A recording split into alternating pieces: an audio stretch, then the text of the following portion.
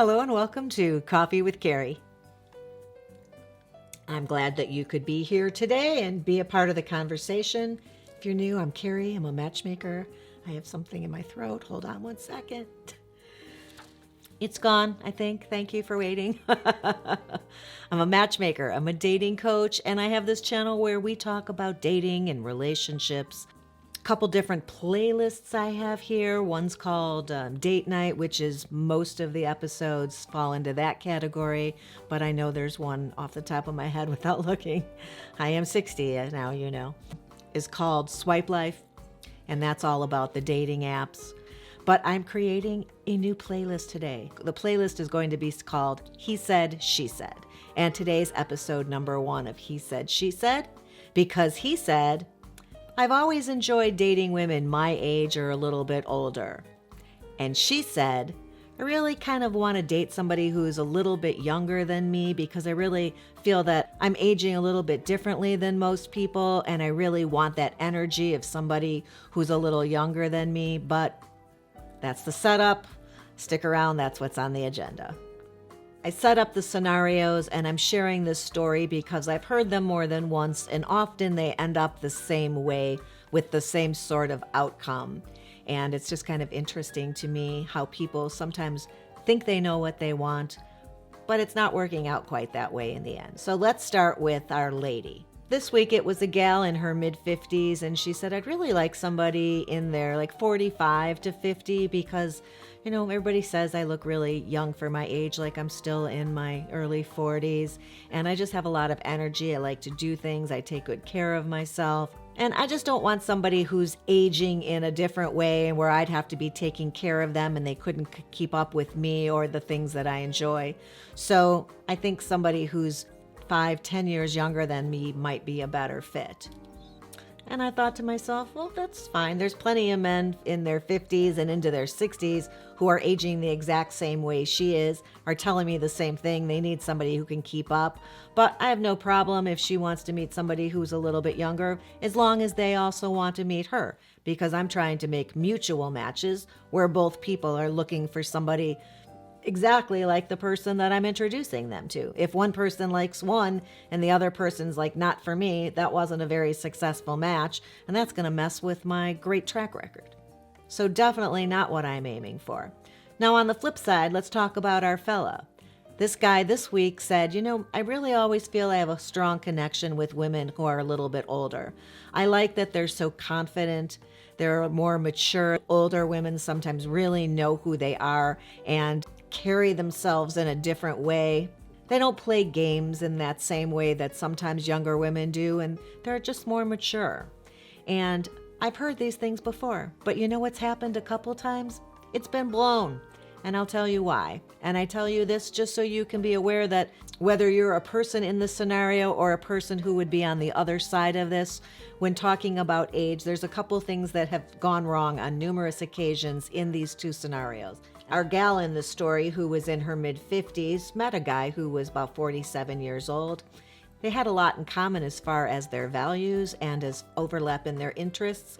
But when it came down to it and they met each other on a date and subsequently had a second date, she reached out to me and told me that, you know what, we just don't have some of the same references, and I just don't feel like I can count on him in certain situations. He's not as well traveled as I am. I think I'd maybe need somebody for my next date who's a little bit more worldly, has been around the block a few times.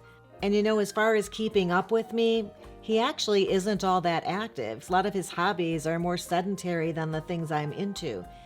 Yeah, and in the meantime, she missed out on a bunch of guys I have who are in their late 50s, even into their early 60s, who do a lot of the things she does. She does downhill skiing, and there's snowboarders. There's guys who are still playing on adult team sports, and they're working out all the time, and they love mountain biking, and they're super fit and active, and certainly wouldn't have any problem keeping up with her on a challenging hike in the mountains, which is something that she loves to do.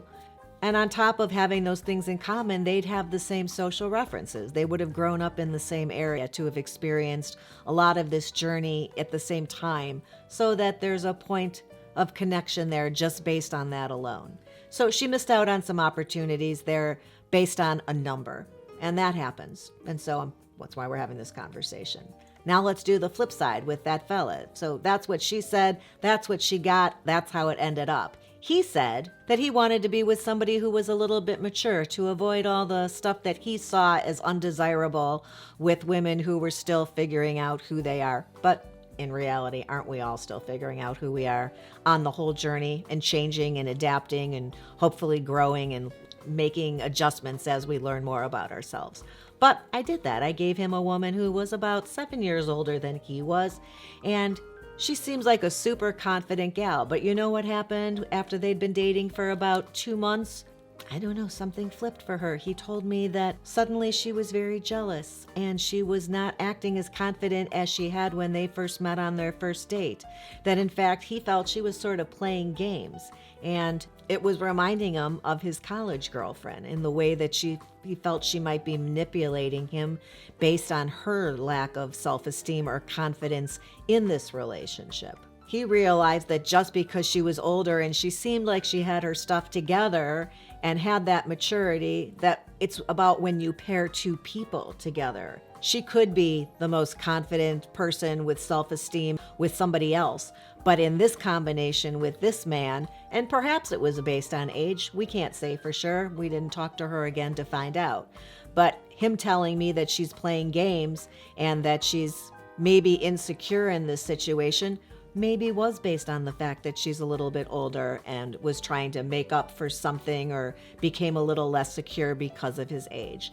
So those assumptions didn't actually lead to something he wanted. Where had he been more open on age, certainly he could have ended up with somebody who was his own age, who was very confident in who they are and knows what they want in a partner and stands up for themselves and doesn't play games. So it's not really about the number, I guess, is the point here. The moral to the story is that age is just a number. And while you think that certain ages people have certain qualities or ways of acting, or that you can lump people together to have certain characteristics because they're of a certain age or generation or were born in a certain decade, people don't often work like that. It really has to be on a case-by-case basis, because we're all unique individuals with different experiences that led us to this point. And to assume somebody's going to be one way because they're a certain number of years here on Earth and had all these years to learn and grow, maybe that's not where they were focused. To assume that somebody is going to have more energy just based on the fact that they're younger is not always true. I've got a new client who was super active but recently had an injury. Maybe he'll never get back to what he was doing and he won't be quite as active, but you never know what life's going to hold for you. So to make these decisions based on a number instead of a person and the bigger picture that's all encompassing with who this person is would probably be not in one's dating best interest. So that's what he said. That's what she said. That's where it all ended up. Wanted to share that with you, just give you something to think about. And I appreciate you stopping by today. If you found that interesting or it did give you something to think about, do what Mom's telling you. She says, give it a thumbs up. Doesn't hurt. Subscribe to the channel because it's free. And if you hit the ring bell, also free. It lets you know every time a new episode goes live. And I'd appreciate it too. I'll look forward to seeing you next time. And until then, have a good one.